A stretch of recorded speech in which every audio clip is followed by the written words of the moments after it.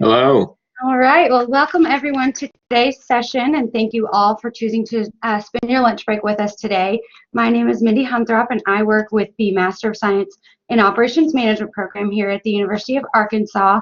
So if you've attended one of our webinars before, you know that these presentations are sponsored by the Engineering and Operations Management webinar series, which is hosted by the 3-degree programs you see here. So we do have master's degrees in engineering, engineering management, and operations management. You'll hear more about those later. But today I want to introduce to you Dr. Kerry Melton.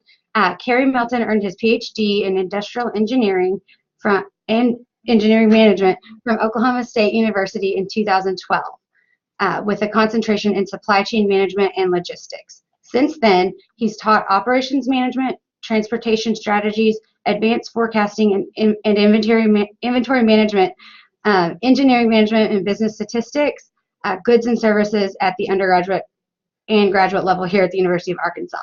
He has been teaching online courses since 2015 and joined us as an adjunct instructor in 2013. His industry experience includes 12 years with J.B. Hunt Transport and 6 years at Walmart Corporate. He currently works for J.B. Hunt Transport in engineering and technology in Lowell, Arkansas. So today, I'm happy to present to you Dr. Kerry Melton. Okay, it's good to be here today. Thanks everyone for taking time out of your schedule at lunch to be with us today. Like Mindy said, I have been teaching classes at the University of Arkansas since 2013. Been at J.B. Hunt for about 12 plus years. Currently, I work in the engineering and technology division at J.B. Hunt. I've also worked at Walmart and logistics for about 6 years. PhD in industrial engineering from Oklahoma State University, and then I received my master's and bachelor's degree in industrial engineering from the University of Arkansas. The title of my presentation today is An Engineered Approach to Site Selection, Determining Where Facilities Should Be Located. And by no means am I an expert in this field. It's just a field of interest. I have some experience in this field, both at Walmart and J.B. Hunt. And when Mindy contacted me a few months ago, I thought this would be a good topic to cover. So if you have any at the end, any questions or any insights would be helpful, but by no means am I an expert in this field at all. The three things that I want to cover today: first of all, I want to go over the strategic importance of location, and then cover some factors that impact and affect location decisions, and then go over some methods for evaluating location alternatives. So we'll go over some techniques towards the end that help in decision making. Oops. Now, one of the most important decisions that a firm or a company will make is location related. Location decisions typically are global in nature these days, more so than in the past. Locating facilities there's a significant impact on both fixed and variable costs when you locate in a certain part of the country or in a certain region or at a specific site. Also, these are decisions that are typically made infrequently. They're more long-term in nature. And so once you're committed to a location, many resource and cost issues are difficult to change. And what I mean by that is if you locate in a specific location where you have wage cost or cost of living is very expensive, that's probably not going to change over the lifetime of the facility. So locating in the correct location requires a lot of analysis, a lot of cost analysis, a lot of analysis related to the attractiveness of the region or the specific site. And so one of the key objectives of location strategy is to maximize the benefit of the location to the firm. And so some of the options that are available, number one is to expand existing facilities. Number two would be to maintain existing facilities and add additional sites. Or three, closing existing facilities and then relocating to another location. Relating location decisions, it's very important to consider cost. Low cost is very important. It's a lot of times it's important in anything that we do, but not only cost should be considered in locating a facility. It's important to understand both your inbound and outbound transportation cost at a facility. It's also important to consider any highway transportation systems that are available at a specific location. So beyond cost, some other considerations are locating a facility relative to a highway transportation network, or relative to a close proximity to an airport or a waterway system. So there's some things beyond cost that are important.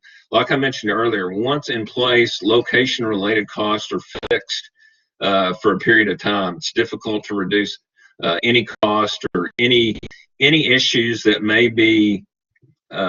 may surround a given location. A lot of times those conditions will exist over the lifetime of a location.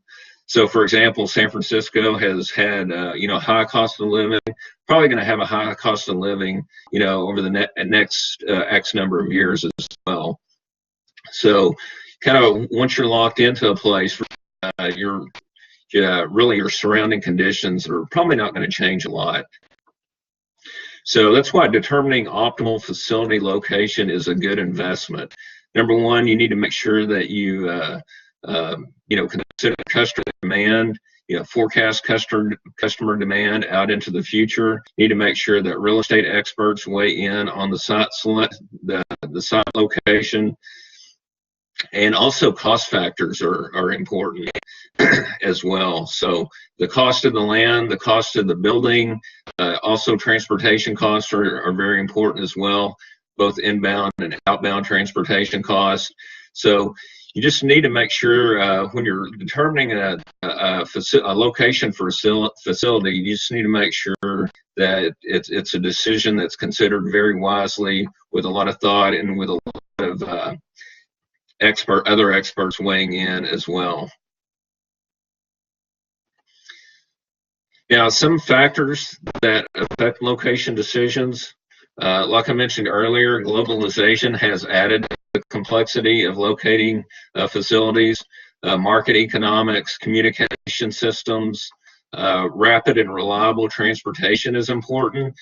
So you need to understand what your transportation costs are, the lead time. So you locate, for example, in China, and you have an end customer in the United States, you need to make sure that you consider the lead time of getting product from, for example, from China to the U.S. So transportation costs, very important, as well as lead time.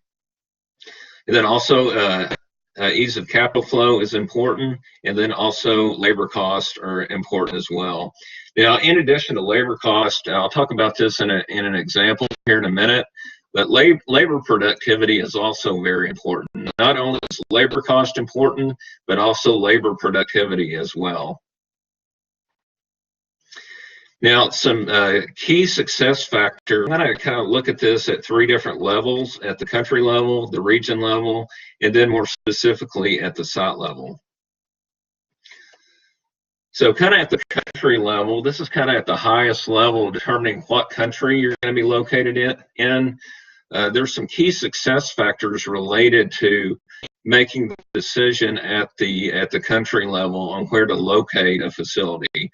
First of all, you need to understand, what government rules exist, political risks are there government incentive programs that would play a role in locating a facility within a certain country? What cultural and economic issues exist? Also, what are the location of other markets? You need to consider where your suppliers are located, and then also your end customers. What's the labor talent, labor attitudes, labor productivity, attitudes toward labor turnover and absenteeism? All those things are very important in considering what country you need to locate in. And then also availability of supplies, communications, energy, and then also understanding what exchange rates or currency risk are involved at the country level. So you need to make sure that you understand exchange rates and currency risk as well. And so those are kind of some factors at the country, kind of at the high level of locating a facility. Then kind of the next level is when you really hone in on a kind of a region of the country that you want to consider. And so kind of at the regional level, some key success factors could be corporate driven, could be based on bias at the corporate level, or it could be the attractiveness of a certain region. It could be one of the important things to consider is labor availability. We talked already a little bit about wage costs, but labor availability is also important. In addition, labor productivity is also important as well. You know, what utilities are available at the region level? What's the cost associated with those utilities?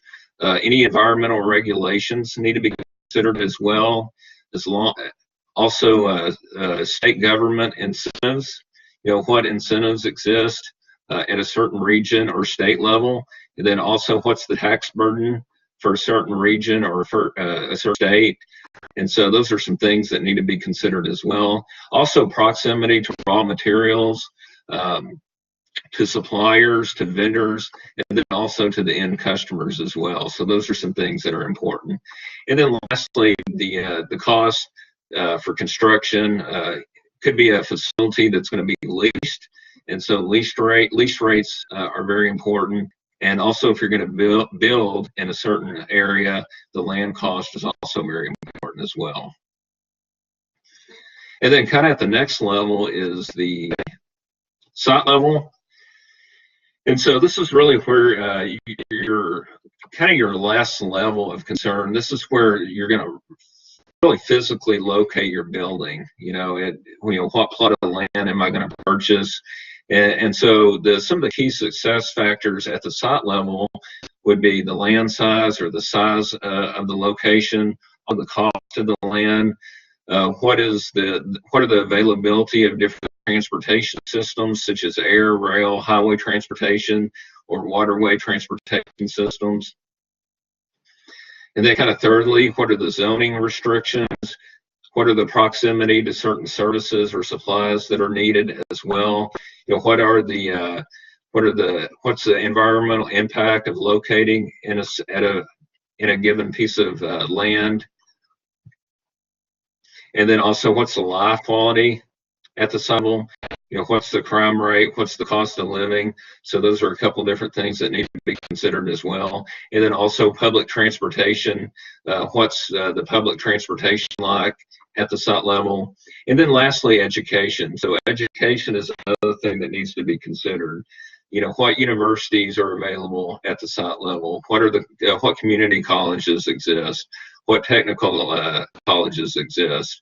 So education is also very important locating a facility at the site level.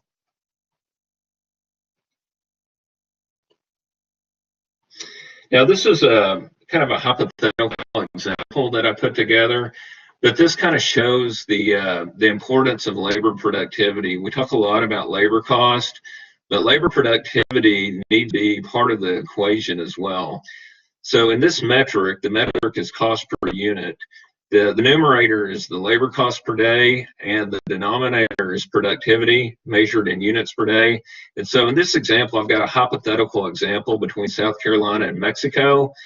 But for South Carolina, the labor cost per day is $70. Mexico is $25, which is much less. Flip side of that is that South Carolina has a productivity of 60 units per day, whereas Mexico is much lower at 20 units per day. So from a cost per unit standpoint, you can see that if you do the math, South Carolina is $1.17 per unit, whereas Mexico is $1.25 per unit. So from a cost per unit standpoint, Mexico would be a little more expensive than South Carolina. And the reason I put this example together is just to kind of show that not only should you consider labor costs, but labor productivity as well needs to be considered.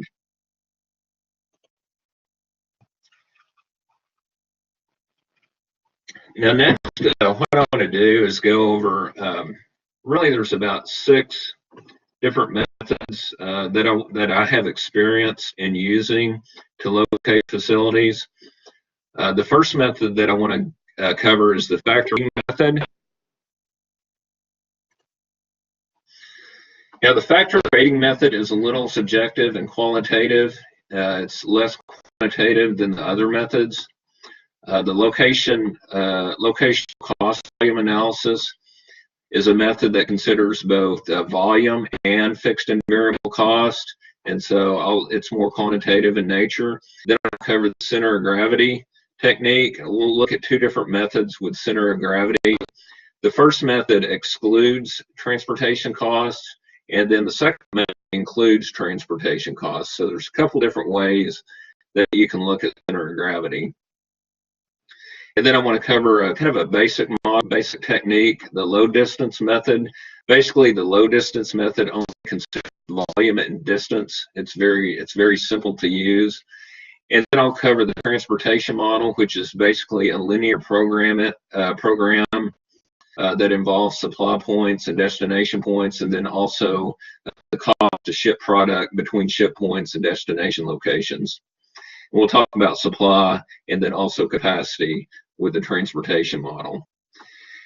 Then lastly, what I'll cover in brief is a mixed integer quadratic program that I developed several years ago at Oklahoma State. Kind of show you in brief some different techniques that you can formulate using a mixed integer quadratic program, kind of depending on your situation. Now, the first technique that I'm going to look at is the factor rating method. The factor rating method, earlier, is a little bit subjective and qualitative. We'll do an example here in a minute where you can see that. But this method is very popular because it can consider a lot of different key success factors. And it's used quite a bit. We used the factor rating method quite a bit when I worked at Walmart. So it's a very useful technique, but again, it's a little bit subjective and qualitative nature. Now, with the factor rating method, there are 6 steps involved. The first step is to develop a list of key success factors. Now, an example of a key success factor would be cost. Another one would be labor productivity. Another one would be, for example, taxes, government incentives. So those are some examples of key success factors that may be important to you. The second step involves assigning a weight to each key success factor. And so, for example, wage cost, if it's highly important, it might be weighted, let's say, 3% or 0.70. If taxes is not that important to you, it might be weighed less. So it could be weighted, let's say, 10% or 0.10. But the goal here would be to assign a weight to each success factor, and then the sum of those weights would be 1 or 100%. And then number 3, develop a scale for each key success factor. So that could be a weight from 0 to 1 or 0 to 100 depending on your scale. Fourth step would be to score each location for each key success factor. So your score could be, depending on the scale, it could be 0 to 1 or 0 to 100 again. Typically 1 is the best, or 100 is the best, 0 would be the worst score. The fifth step would be to multiply the score by the weights for each key success factor for each location, and then sum the weights for each location. And then lastly, number 6, make a recommendation based on the highest point score or the lowest score. So if it's a cost-related metric that you're concerned with, risk-related, the lowest score would be the best option. But typically, in most cases, it's the highest point score would be the best location. Now, this is an example of the factor rating method. Here, the goal is to determine the best location. We have 2 different countries that we're considering, China or Sweden, for locating a plant facility based on maximizing the weighted score given the key success factors. So here we have 5 factors or 5 key success factors: availability, incentives, labor wages, education, and taxes. And then you can see in the second column from the left the weight associated for each factor. And so labor availability is weighted 30%. If you go to the bottom, this is only weighted 10%. And then for for labor availability, if we go kind of in the middle, the score for China was 65. The score for Sweden was 75. So here Sweden performed a little bit better than China. And then the weighted score for China is be 30% multiplied by 65 for the labor availability. For Sweden, it would be 30% of 75. And so those would be the two weighted scores for China and Sweden. If we go down to the very bottom, taxes, again, accounted for 10%. So China scored at 80 for taxes.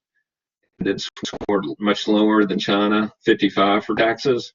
So China's weight on taxes would be 10% of 80. Sweden would be 10% of 55. And so at the very end, we would take the summation of the weights for countries. And so you can see for China, the total weight is 70, for Sweden, 67.5. And so again, we're trying to maximize the score. So in this case, China scored the best. It scored 70. So the goal here would be to locate, the end solution would be to locate in China. So you can see kind of the subjectivity of even identifying the key success factors and then assigning the weights and then the scoring system. So really the kind of the whole thing here is very qualitative, very subjective in nature. It's a very popular method though. The next technique involves the cost volume analysis. And so this is where we identify the fixed and variable cost associated for each one of our locations that we're considering. The goal here would be to plot the cost for each location based on production volume that's expected. So we would have to have a good idea of what our production volume would be. The goal here would be to look at different, like a range of production volume, start 0 going up to some value. So we would want to look at a range of volume. And then the third step would be to select the location with the lowest total cost for the expected production volume. So here we consider volume and then also fixed and variable cost associated with each potential location. And so here's an example of the cost volume analysis. 3 locations are being considered, 3 cities: Clinton, Mississippi, Akron, Ohio, and Oakland, California. Our expected volume is 2,000 units. So the goal is to determine which city to best locate in order to minimize total cost. And so for Clinton, Mississippi, the fixed cost is $30,000. The variable cost is $75 per unit. And then the total cost is $180,000. To get that, you just take the $30,000 plus $75 per unit and multiply that by the 2,000 units, which is the volume. So you can see if you go down all the way down to Oakland, Oakland has a total cost of $160,000. You can see that Akron middle has the lowest total cost based on the volume of 2,000 units. And so the total cost here would be $150,000 would be the lowest cost. So in this example, based on 2,000 units, we would locate in Akron, Ohio. Now the thing is we would want to plot the cost over a volume range. And so you can see it in this graph here. So starting at 0, and then I'll go all the way out to beyond 3,000 units. And you can see between 0 and 1,000 units, Clinton, Mississippi is the lowest option. Between 1,000 and 2,500 units, Akron, Ohio is the best option. And then anything greater than 2,500 units, Oakland would be the lowest cost option. So the bottom line here is to understand the fixed and variable cost, but also the volume associated with your operation. So it's important to be able to forecast kind of long range what your volume is going to be, because you can see this example, we have really 3 different solutions depending on what the volume is. So really the first step is to understand what your volume is going to be kind of long term. And the next method that I want to cover is the center of gravity method. Now, facility location that minimizes distribution cost. Kind of one of the negatives about this method is that it doesn't consider topography. So you can actually locate a facility, let's say in a body of water or on a freeway or some kind of highway. So it does not consider topography, but it's a very, very common method that's used today. Now, it does consider locating markets, the amount of volume of goods shipped to those markets, and it also considers cost as well. Now, there's a couple different methods that we're going to look at. The first method includes transportation rates. The second method includes transportation rates. So there's a couple different ways that you can look at the center of gravity. Now, the first thing that you do is to plot existing facilities on some kind of grid, and you can see here to the right, I have 3 different warehouses that I've plotted in red, and that blue dot that's kind of in the middle represents center of gravity. And so really the first thing that you have to do is determine what the grid is. It could be your own arbitrary XY coordinate system. Typically what I use is a lat and long grid, which is very common in industry to do that. And then once you do that, you need to plot your existing facilities on that grid. So here's the kind of the math associated with determining the center of gravity. So if I'm going to go back one slide. What we're determining is that blue dot. If you look at the graph, we're determining that blue dot should be located. And so the formulation here for the latitude coordinate of the center, that would equal the summation of the latitude coordinate of location I multiplied by the quantity of goods moved to or from location I. So if you, depending on how many I locations that you have, you would do a summation to get your numerator, and then the denominator would just be the total quantity. So it would be the summation of the quantity of goods moved to or from location I. So for each one of the I locations. Now the longitude coordinate of the center of gravity would be very similar. It would equal the summation of the longitude coordinate of location I multiplied by the quantity of goods moved to or from location I, and then that would be divided by the total quantity of goods moved to or from location I. And so those two calculations would represent the center of gravity for your XY or for your lat long coordinates. Now, so an example of this would be here we want to determine where a warehouse should be located to support 4 large stores in the Dallas Metroplex area. So information below in the table are given for each store. We have 4 stores, Fort Worth, Tyler, Plano, and Denton, Texas. And so we have a latitude and longitude for each of those locations. And then we also know the volume that we shipped to those 4 locations. And so if you look at Fort Worth, Texas, Fort Worth has a latitude of 32.82, a longitude of negative 97.35, and the amount of volume shipped to Fort Worth is 1,200 loads. Now the weight associated for that Fort Worth latitude, you would just take the 32.82, multiply it by the 1,200 volume, and then you would divide that by the total volume, which is 4,200. So the weighted latitude for Fort Worth would be 9.38. Similarly, for longitude, the longitude weight for Fort Worth would be the negative 97.35 multiplied by the volume, 1,200 divided by the total volume, which is 4,200. And so the longitude weight for Fort Worth would be negative 27.81. So we would do that for each store location. So it would be very similar with Tyler, Plano, and Denton, Texas. So we would have a weighted latitude, a weighted longitude for each location. And then at the very end, we would sum weights for both the latitude and longitude. And so when we do that, the weighted latitude would be 32.60, and then the weighted longitude would be negative 97.19. So our center of gravity here would be, for the latitude would be 32.6, and then the longitude would be negative 97.19. So that would be where the facility would be located. If you want to take this a step further, you could take your center of gravity, those lat longs, and you could put those into a web. There's a website where you can enter your lat longs to get an actual city-state location. So that 32.6 and that negative 97.19 longitude, that location, that center of gravity would be in Mansfield, Texas. So again, one of the negatives is it doesn't consider topography, so that lat long could be actually on a freeway, or it could be in a body of water, or it could be, you know, on top of another facility or another building as well.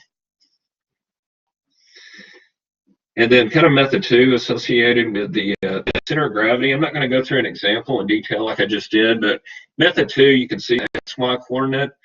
There is an R sub I, both in the numerator and in the denominator. That R sub I just represents the shipping rate or the transportation cost associated with the facility. So method 2 includes transportation rates if you want to take it a step further. And so, very similar to method 1, the only difference again is that we have transportation rates for each market or each existing location. We would do the math and then at the end come up with the center of gravity. And so you can see center of gravity in this example, method 2, would be somewhere up in the northeast.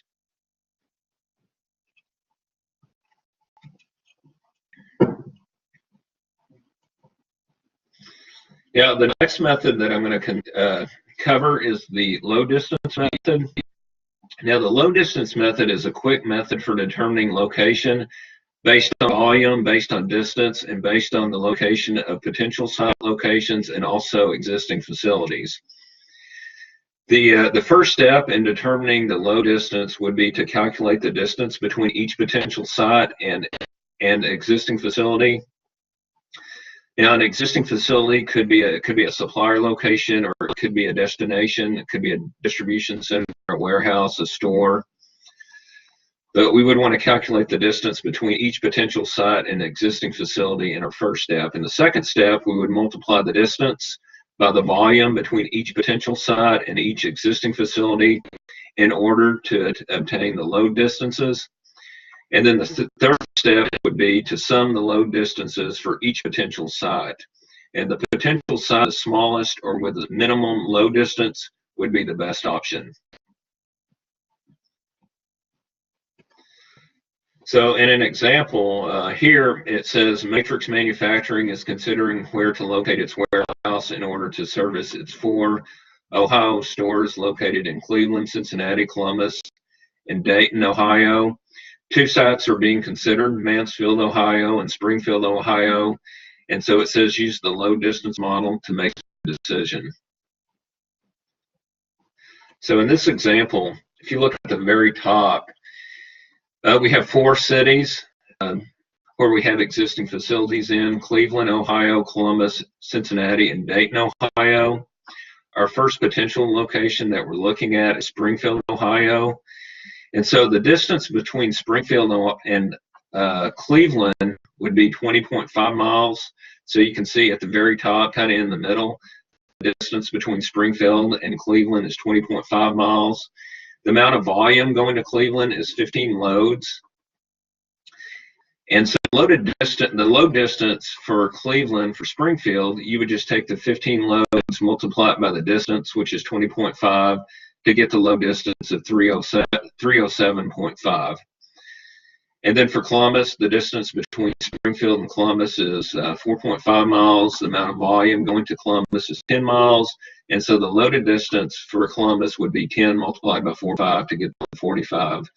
And so you can see if you did that for each location, at the very end, you would want to sum those load distances. And so you can see for Springfield, the load distance, the overall score is 456.5. So if you do the kind of the same concept for Mansfield down below, in the table below, you can see that the distance between Mansfield and Cleveland is 8 miles. The volume is the same, 15. The loaded distance would be 15 multiplied by 8 to get 120. You would do that for each city. The load distance score would be 504 for Mansfield. So here the best choice would be Springfield, Ohio, because it has the lowest load distance. So the load distance for Springfield is 456.5, for Mansfield it's 504. So the best option would be Springfield in this case. Okay, the next method that I want to cover is kind of popular. It's a linear program. It's the transportation model. And so we have ship points or supplier locations. We have consumers or destination locations. And then we have a cost to ship product from the shippers or from the suppliers to those destinations. And so the goal here is to minimize the total transportation cost or the total mileage using the transportation model.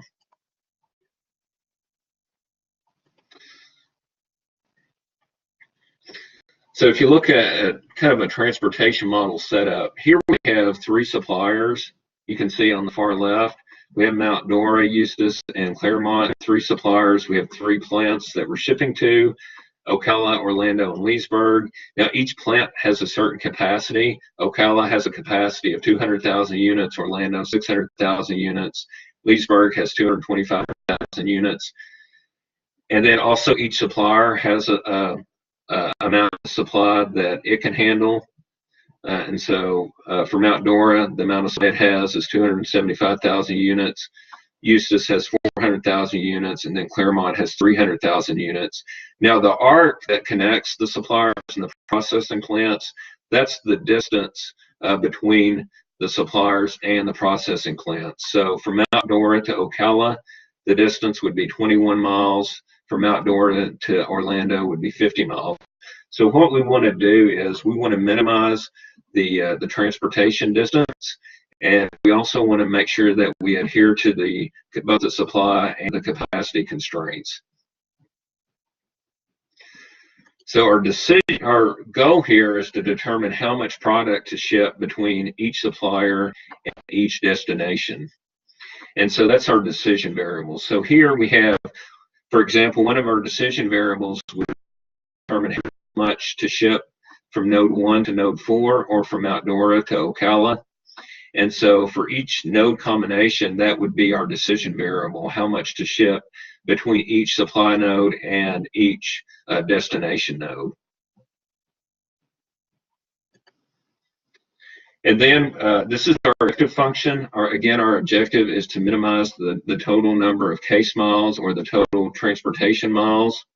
And so in this example, that 21 X sub 1,4, the 21 just represents the mileage between node 1 and node 4.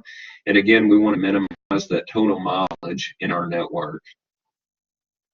Again, X sub 1,4, that would be our decision variable, the amount of product that we want to determine how much to ship between node 1 and node 4. And then here, I'm not going to go through all of these, but this is represents our capacity constraints that we have for each destination location for Ocala, Orlando, and Leesburg. And then we have our supply constraints for each supplier, Mount Dora, Eustis, and Claremont. And then lastly, we want to make sure that the amount of product can't be, we can't ship negative product, so we have our non-negativity constraints at the very bottom. So each exabyte J or each decision variable has to be greater than or equal to 0. So it can't be less than 0.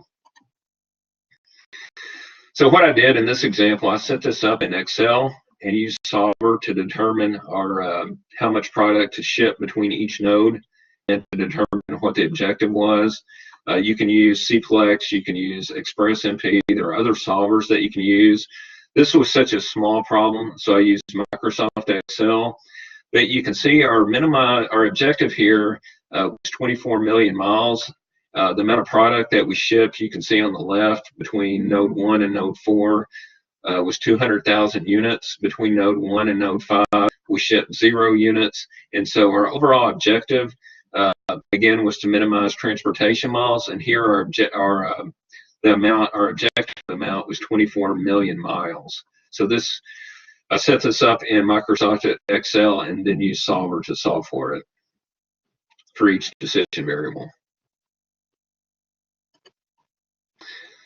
And then kind of lastly, I'm not going to go into a lot of detail here, but this is a mixed integer quadratic program that we developed at Oklahoma State several years ago. A lot of times the mixed integer quadratic program can be very challenging to set up. It can be very challenging to solve. A lot of times there's not enough memory to solve the problem if it's a big problem. Also, the problem, may not solve. It may just be too time consuming that it never solves. So then at that point, you have to make adjustments in your quadratic program and look at other methods. But this is just a different way to determine where facilities should be located. So there's a lot of research that's been done using this methodology that continues to be done in research as well today. Now, in our mixed integer quadratic program, what we did, we determined where relay points be set up on a highway transportation network in the U.S. Now, these relay points would be where truck drivers would relay truck or trailer equipment or both in order to improve their home time and also to minimize the amount of time they spend driving. So there was a lot of different factors that we considered in our mathematical program. We considered driver home time, driver turnover cost, any cost related to maintenance or depreciation, driver hiring charges for certain regions of the country were considered. We also considered driver wages and labor costs for different markets throughout the country. And our mathematical program, I'm not going to go through all the constraints or the objective here, but this is what it looked like. So it was very challenging to set up and then became very challenging to solve as well. Now, this is kind of a simplistic example, but this is a route from Louisiana. This is a truck driving route from Louisiana to Colorado. So you can see down in South Louisiana, our origin point is Luling, Louisiana, and then our end destination point is Foxville, Colorado.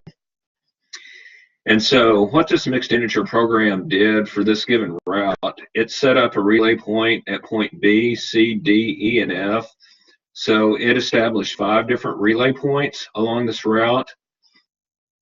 So what would happen here, if you go down to the very bottom in Louisiana, you would have a driver that would take a trailer from point A to point B, and then that trailer would be relayed with a point B driver. The A driver would go back to point A. The B driver then would go to point C, relay the trailer at point C, and then go back to B. Then the C driver would go to point D, and then so forth. So by doing this, it allowed the drivers to be home frequently, and then it also minimized the amount of miles that they drove each week. One of the goals that we wanted to minimize miles to a certain level, but not at the extent that it would reduce their overall pay or their overall W-2 at the end of the year.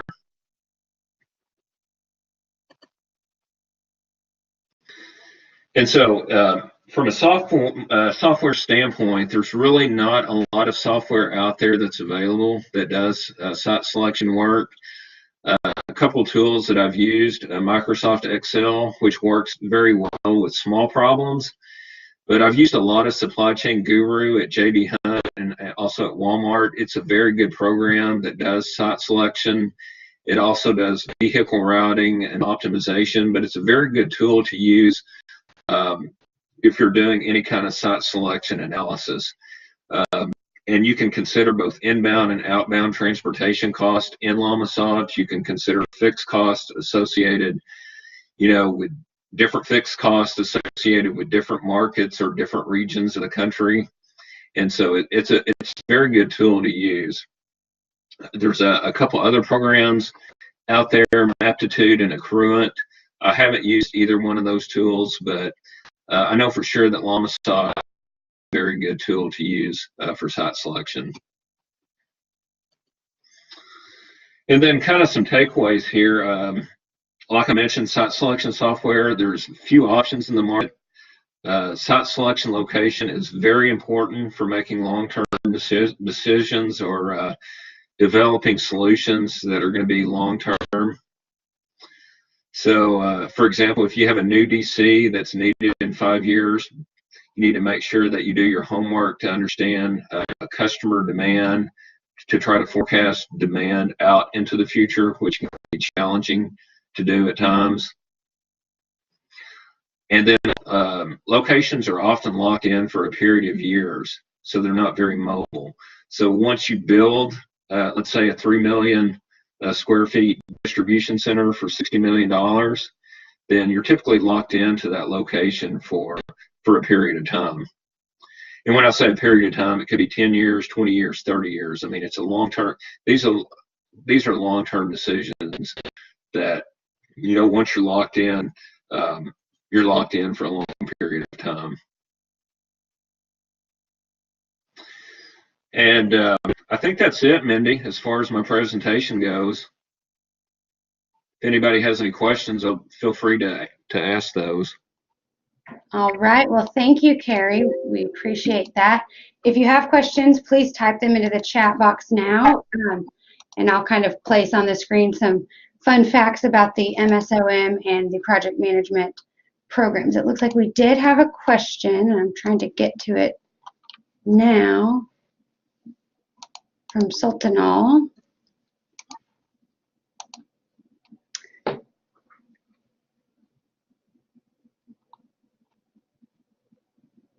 He says, the business environment changes rapidly nowadays. A preferable store or warehouse location may not be cost effective in the next 6 to 7 years. How are companies dealing with such a scenario?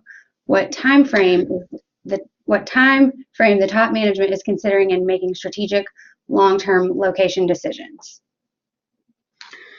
Yeah, I think one of the things that we did at Walmart, instead of locking into, building a big facility for, $60 or $70 million, a lot of times we would look at short-term leases.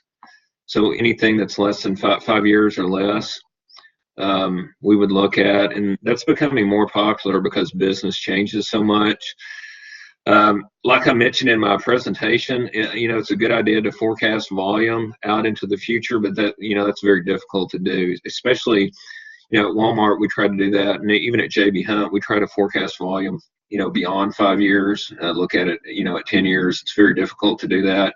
But one of the things that I have experience with is I've done a lot of leases, less than 5 years, locking in for a short period of time, which helps some.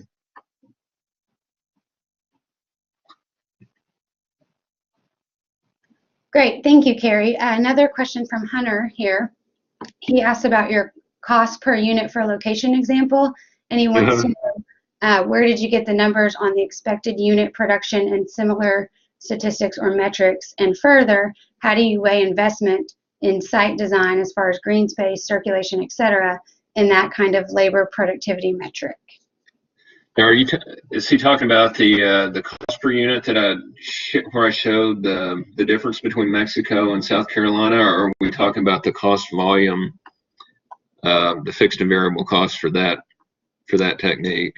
Hunter, he says Mexico versus South Carolina. Thank you. Yeah. For that one, for both of those examples, those are just hypothetical examples. The cost per unit, and then also the labor productivity. Those are just hypothetical examples. The wage rate and the labor productivity, those are just hypothetical numbers that I came up with. So they're not real numbers comparing Mexico to South Carolina. But you would need to break that down. You would need to determine, if you're comparing locations, you need to understand what your wage cost is. It could be at the city level or at the state level or, at the country level. You need to understand what your costs are. And then on the cost volume analysis, where I had the fixed and variable cost, those need to be determined. Those can be determined. It's difficult, but you need to outline, what your fixed costs are going to be, and then also what different components make up your variable cost. But those costs are available. Wage costs and labor productivity for a given state and also for a given country, those are available out there. You just have to do some research to find those. But in the examples that I gave, those are just hypothetical. Great, thank you for clarifying that. Kerry, does anyone else have a question? Again, thank you everyone for joining us today. This is the last webinar in our 2018-2019 series. So we hope you enjoyed the webinar series. If you have any feedback, please feel free to send it to me. And our webinar series will return in August of 2019. So just be sure to watch our schedule on our website for any updates.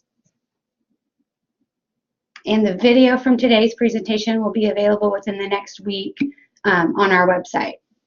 So thank you everyone for joining, and we hope you enjoyed today's session.